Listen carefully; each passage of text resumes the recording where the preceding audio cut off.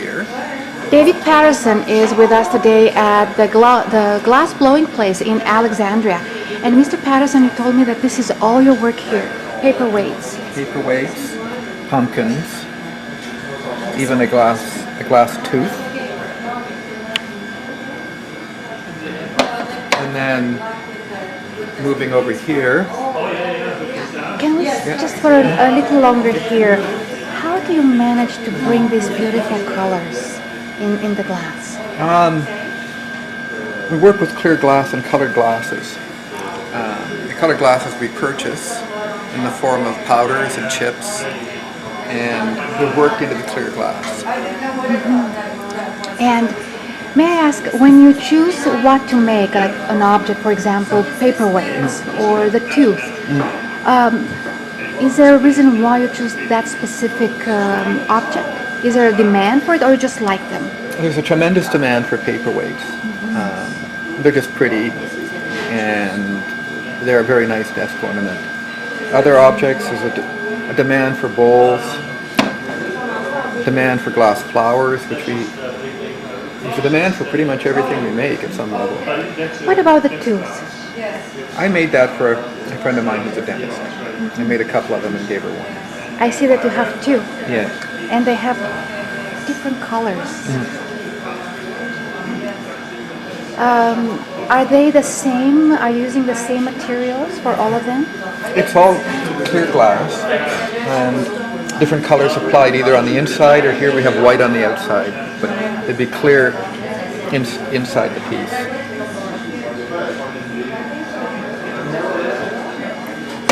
And we are moving to your next exhibits. Are they here?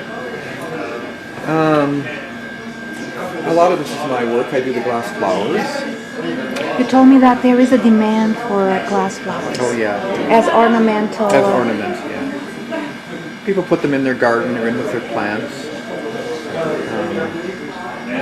Some of them are like a little vase in the sense that you could put a bit of water and a flower in there. And I always wondered, the glass artists, when they do a piece of art like this, do they also give it a name? Sometimes, but not necessarily. This is just a glass flower, basically, right? And how do you choose the colors? What inspires you? We make them up in a whole bunch of colors, just to suit different people's decor. Thank you. And here, where are we going? Okay. Here we had an order from a local veterinarian for a dog bowl for a big dog. So we made a few of them up, and she's bought a couple from us, right? Beautiful. Yeah. So now there's a demand for pet. There's a demand for anything that you make in glass, right? This is a seashell that I made. I noticed with the flowers and the seashell that the shape is slightly different. You have to do those curls. Yeah. Is that challenging? Is that hard? Well, once you learn how to do something, it's not challenging anymore. But it was a challenge to make the first one. Do you prefer certain objects to others? No, not necessarily. It depends on the day, actually. And you're doing the bowls, a seashell, which would be an ornamental. You've done this one too? Yeah, there's a plate that I made. I understand that once you have done them, you have to let them cool for 24 hours, or no, 2 weeks? No, they cool overnight in a heated oven. They cool slowly. They cool slowly. Yeah. We keep the oven at about 1,000 degrees Fahrenheit during the day, and then fill it with work, and then we cool it slowly overnight. You've been doing glass blowing for at least 20 years. Yeah, at least 20 years. You're also a teacher. Yeah, I teach workshops. And let's go to the other ones you have. Here's a very nice vase.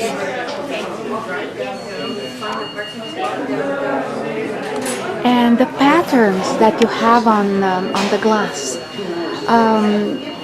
do you need to? Does it take a long time to do that, or? This piece took about an hour to make that. Very nice.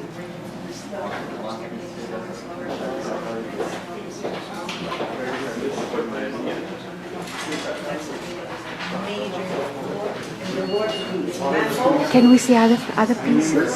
Thank you.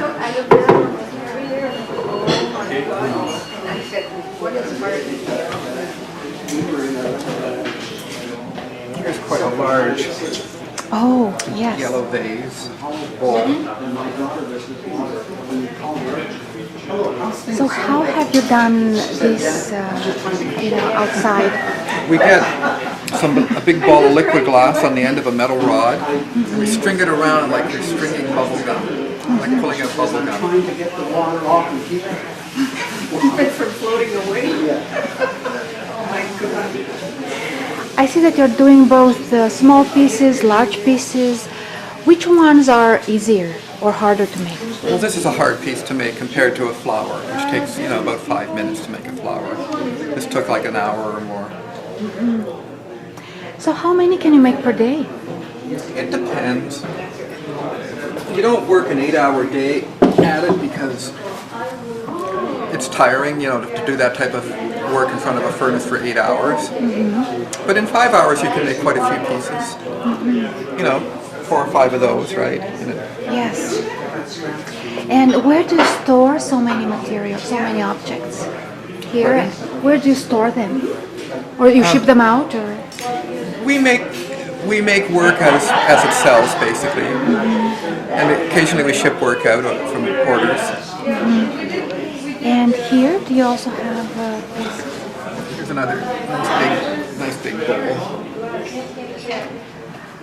I always wondered why glass artists don't sign their work. Do you sign your work? I usually sign we don't sign the small pieces like the flowers. I'll often sign a big piece when it's sold, because they might want something else on the bottom besides my name. So this one, for example, is it signed? Not right now, but it would be signed for the customer when we sold it. And do we have other objects here?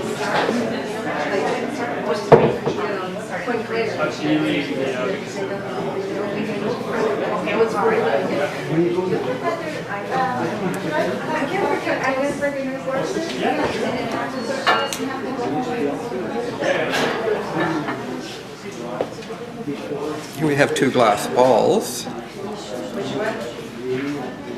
Beautiful. And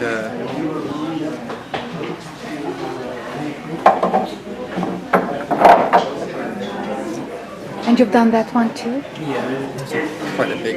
Yes.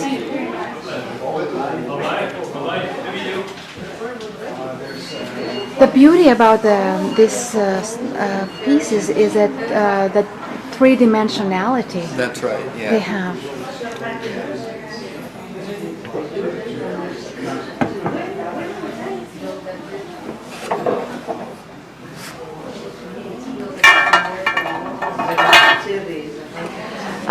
Mr. Paterson, I would like to let the viewers know that your work is exhibited at the Glassblowing Place in Alexandria. The website is glassblowingplace.com, and you will have a few shows coming up next year. My work is here all the time. So you're actually showing. Yeah, it's here all the time. You show all the time. Thank you very much, Mr. Paterson. Okay. Blog Talk Radio.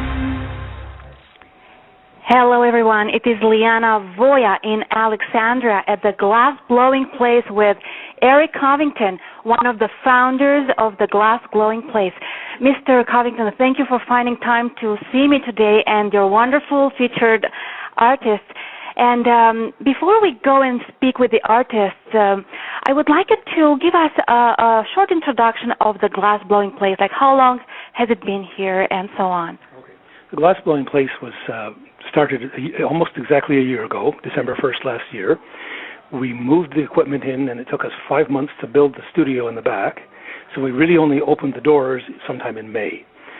After that, we, of course, started to blow for our gallery out front here. And from that, we then developed our guest artist program, which got more artists in here. And now we have 6 glass blowers working at any one time.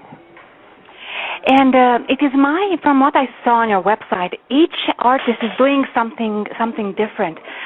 Can you give us an understanding of what you do? Yeah, well, my particular passion, if you will, is doing what's called murine, which is an Italian style of making canes and then cutting them up and putting them into long glass pieces. Somehow that appeals to me in terms of the application of color very exactly. Each artist has their own particular style, as you'll see when you look around the studio here. Thank you so much. Mr. David Paterson, another founder of the Glassblowing Place, is with us today. And Mr. Paterson, could you give us a short description of what you do as an artist? I produce organic forms, hand-blown forms. They range in size from little teeny pieces to, 1.5 foot high, up to 10 or 15 pounds in weight. And I've been doing glass blowing since the 1980s. I wanted to ask you, because you're experienced glass blowers, and what are the challenges of doing this type of art? Mr. Covington, Mr. Paterson, who wants to take the question? Well, okay. I guess I can handle it. Probably the biggest challenge, as with any art, is to make enough money to put the bread on the table. And that's clearly a challenge here. And I'm in a lucky position that I'm a retired person, so I can spend my time here doing as I please. Other artists, of course, have to work very much harder than I do to achieve their goals. Mr. Paterson, what inspires you when you do art, glass blowing? Oh, the brilliant color. It's like working with liquid gemstones, working with glass. No matter what you make out of it, it's beautiful. Mr. Covington, how many glass-blowing artists are in Ontario? Is there not too many, probably? I don't really know a number, but probably I could count the studios on 2 hands. There's really not a huge number. It's a very expensive art form to take part in because it requires all that heavy equipment that you see in the back. And we have 2 featured artists from Quebec. Melissa, you're going to go first. Melissa Janson. Melissa, how long are you going to be doing the show here, and what is the main theme of your art?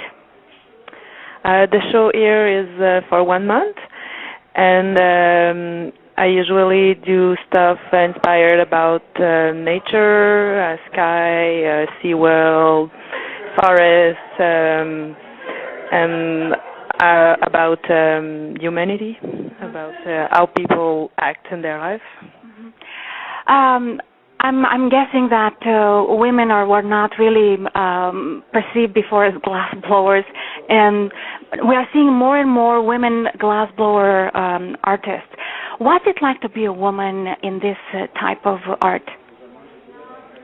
Well, I think it's not really hard to be a woman in this type of art. There is a lot of women now. We can see more and more. So it's like everything else in the life. We see more women everywhere. So I think it's not so difficult. You are actually correct. You're right. I was at the Corning Museum, and one of the people who did the demonstration was a woman, and I was very happy to see that. I wanted to ask you, Melissa, what attracts you to this type of art? I mean, why not painting? Why not, sculpture? Why this? Well, I was just fascinated by the material, how it moves, how you can shape it. Just the liquidity of the thing. So that's it. Clément, you are also from Quebec, and you're going to be here for 1 month, like Melissa. What attracted you to glass blowing?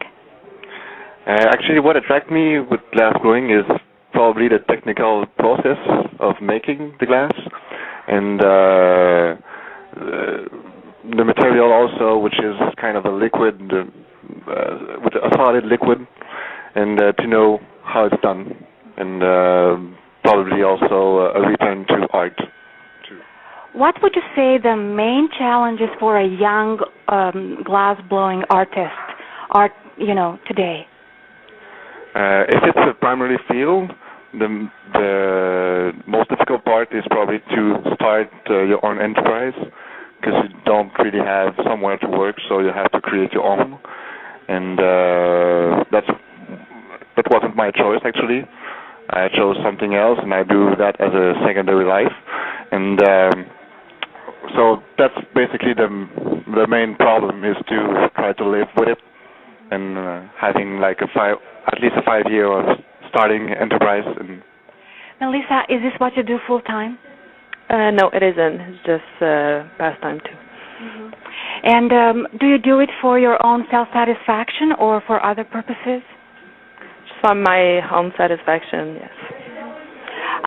For those people who do not know much about the glass blowing, and maybe they have never seen a glass blowing show, could you describe, what is the process of creating, like in very few words?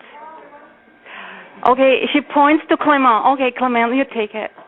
The process, well, depends on how you create, but for my part, the process is more about if I have an idea, I mostly express deep thoughts about life and introspection. So when I have the reflection, I mostly come with a concept, and then I try to find a symbol to interpret actually this concept.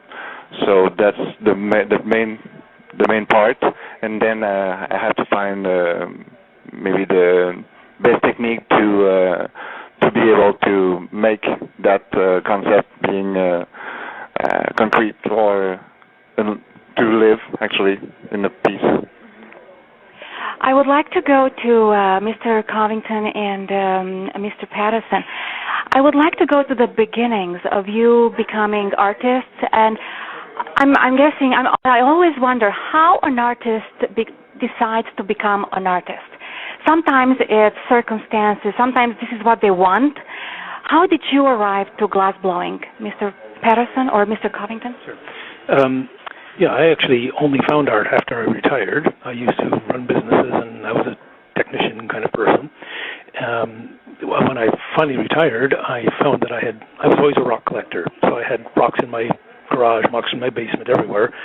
I started carving them as something to do. When I got into jade carving, then I realized I had a passion. And my forms are all curvilinear, and I'm very, as David says, very organic in my basis. One of my mentors in rock carving and jade carving suggested that I should look at glass blowing because I was having trouble mounting my pieces. None of my pieces have flat bottoms to set them on a shelf. They're meant to be held. So I eventually met David, actually, who's the other glassblower here, when I took my first glassblowing course in Merrickville. After about the first 20 minutes, I was asking David, how do I set up my own studio? So I was hooked right away. And glassblowing is not so much a passion as a real addiction.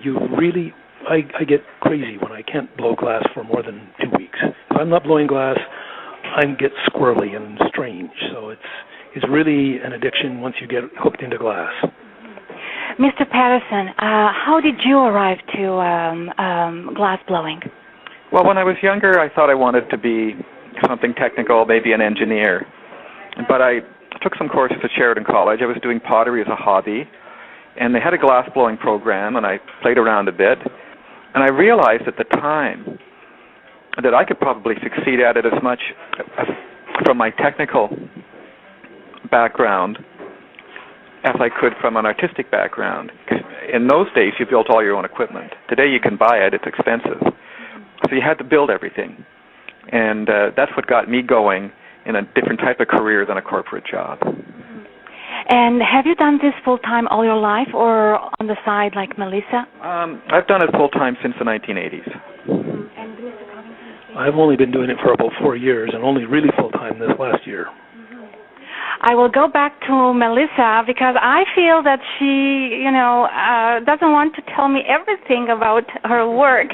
Melissa, please come closer to your art. This is your art here? Yes. I would like you to, I see that you're doing pendants and, is this yours too? Yeah. These are gorgeous hands. Can you describe the material that you used here? This end is pâte de verre. It's made with mold, plaster mold, and filled with glass pieces, and then it's put into a kiln for several days. So it makes the end when we unmold it. And the nails are made with copper, and it's a patina on it. I really love how you bring out this feminine side of you. It's down here. Is it difficult to work on these rocks? Well, it's difficult because it's broken pieces. I made a half sphere and then I break it, and I have to deal with the broken pieces of the glass decide to make this shape. So it's not easy to fix it on a jewel, on a pendant or ring. So you love jewelry. You create jewelry. And when you sit down and decide to create something, what inspires you? What are you thinking? Do you look at, fashion and you think, oh, that would work with that dress, or something else? I don't really look at fashion. I just look at what I like, what I think is nice. I just want to make things that I would buy. I don't know where the idea comes. Just try something and say, oh wow, it's amazing. So I try to do some others. I have to say you pay such good attention to detail. You're working on small surfaces, and I'm imagining that it's not easy. No, it's not really easy, but it's part of me. I'm a perfectionist, working always with little things. I'm better with little things than with big shapes. Clément, can you describe what you do? It's over there? No, that's still hers. Where is it? All about oxes is mine. Okay, can you, oh, beautiful oxes. Yeah, well, everything I do is about ox, so it has something to do with mythology, with the inner beast of ourselves, and about relationship with other people, but also with our own self. You see, you also look at the relationship of, between nature, animals, and also humans, because it is you looking at the way you represent the animal, and also it's part of the nature. Yeah, it has some part with the nature, but it's mostly a symbol, which is represented here by an animal.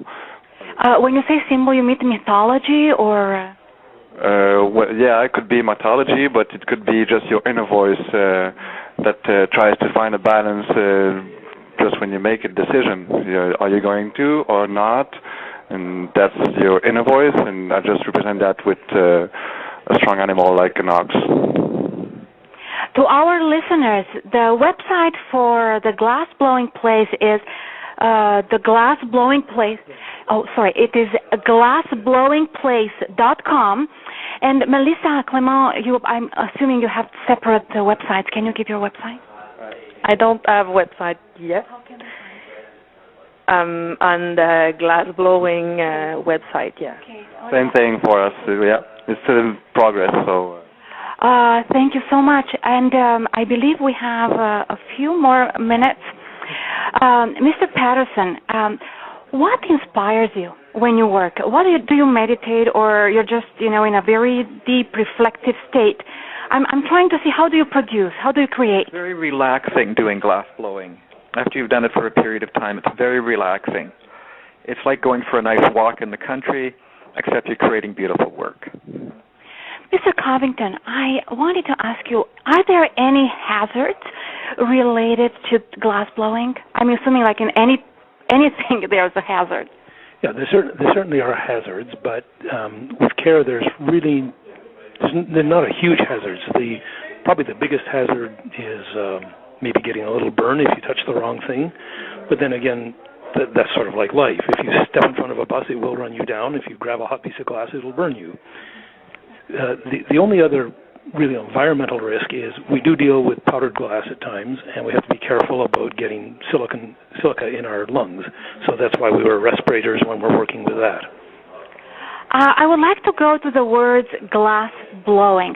Now, how much blow does it take? How much air? It is my understanding that very little actually blow is. So because we are thinking that glass blowing, it takes a lot of lungs, and it's not like that, Mr. Paterson. Well, on big pieces we cheat. We use compressed air. Mm-hmm. And smaller pieces, it's just air trap in your mouth. It's not. It's like blowing a tuba or something. It's not a big deal. Do you find that because you're standing a lot, right? In this kind, you're not sitting. What's it like to be standing for hours and working to this? Well, actually, you don't stand for hours because you're constantly moving back and forth from the furnace to the chair to the bench where you are sitting. So it's up and down, and probably the biggest physical stress is getting up from the bench. If after you've gotten up from the bench the 100th time in the day, it gets old. You are also exposed to very high heat, right? No, you're not? Not particularly high. I mean, it feels like opening a very warm oven when you're cooking in the kitchen. Of course, you don't put your hand in it because it is really hot inside, and sometimes when we're doing very big pieces, we will wear protective clothing because the glass itself gives off a radiant heat. Melissa, it is my understanding from what I saw in a glass-blowing show that you have to be very careful how to control the temperature. You don't want to expose glass to a sudden drop. Otherwise, it's going to break right there. How do you control that? And because you're working with such small pieces. Well, I don't do a lot of glass blowing. All my small pieces are made with kiln casting. So in glass blowing, it's not easy to control. It's just with the feeling, the eyes, and sometimes we make mistakes and we start over, and we just with the eye. Clément, your art is sculpture of glass. And what are the challenges of doing sculptures? The challenge for sculptures is mostly to have, since it's a sculpture, you have to have a concept to make the piece alive. But besides that, depending on the size of the piece, mostly for those big pieces, there's a technical challenge about it, to have a mold that size and to have that amount of glass, which is about 20 kilos right now, and the time it takes to transform and anneal this glass, which is about 2 weeks. So it's a long process just to think about the program you're going to do to transform and remove the stress out of the glass, and it holds in one piece at the end. Mr. Paterson, is there a demand for glass-blowing classes? We've taught a lot of small classes here that take about an hour. Over the years, I've taught many, many 2-day workshops. That's what Eric took years ago when he got involved in this. So there's certainly a demand, yeah. Mr. Covington, I have a very difficult question for you. Do you keep track of how much work have you done, how many exhibits, how many pieces? I personally don't, because this for me, as I say, is a passion, and it's really just, I don't even want to say a hobby. So I'm not counting it. I'm not creating art for money myself. Obviously, most artists have to make money with what they do. I'm just having fun. Melissa, what are your projects for the near future, the new year, right, for next year? You are here for a month, and then next year, do you have everything or something planned already? I have nothing planned already. I'll just come back here sometimes to blow glass, just to have fun and trying to make pieces for sale. Clément, I'm thinking that it's hard for a glass blower artist to find a place to exhibit. You know, it's easier than gallery, painters, they just find a gallery and they go and you can even go to a park and exhibit. for a glass blowing artist, you cannot just take your sculptures and put them in a park. So how do you find marketing, promoting your art? Well, if it's just about galleries, of course there's less than paintings, and they have to have an interest in glass in general, and there's a few here. Unless you want to go outside Quebec or Canada, there's probably more interest there. And about the marketing, I don't know. I'm not really working to promote my art. Not right now. I just finished in 2009, and since then it was a little bit on the ice, and with the day-to-day events it bring us here, but we're not really working to put our stuff in market right now, so it mostly comes to us. Yeah, and that's it. Mr. Paterson, what are the most, the projects that you have in mind for next year? That's a good question. Larger sculptural pieces, I think, for next year. Yeah. Is it easier or harder working on larger pieces? Well, larger pieces would be made in parts and then assembled. So it's a more complicated endeavor. Mr. Covington, what are your projects for next year? Hard to say, but really to, again, make more marine, use a lot of color, and I'm always sort of find I'm pushing myself outside my artistic and more technical limits, so I'm sort of always trying to stretch myself. So I probably, as an artist, I probably have more what we call floor models or accidents that are not saleable than successes, but when I have a success, I feel so good about hitting one out of the park. To our listeners, you can also watch Melissa Clement, Mr. Paterson, Mr. Covington showing their art in a few videos, which we are going to do right after this interview.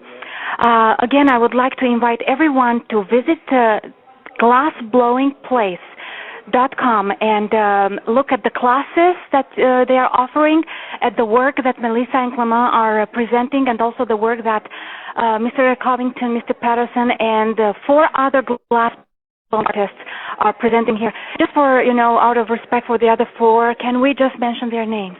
Yeah, there's Chris Van Zanten, there's Paolo Bastianello, and Giovanni Voltanin. Yeah. Mr. Paterson, I'm coming to you just because I want to thank you for sending me the invitation. I am very grateful to you for, remembering me because I sent you an email a long time ago, and I know you're very, very busy. Thank you so much again, and I wish everyone a good day. Bye-bye. Thank you. Thank you. Thank you. Thank you. Bye-bye, everyone.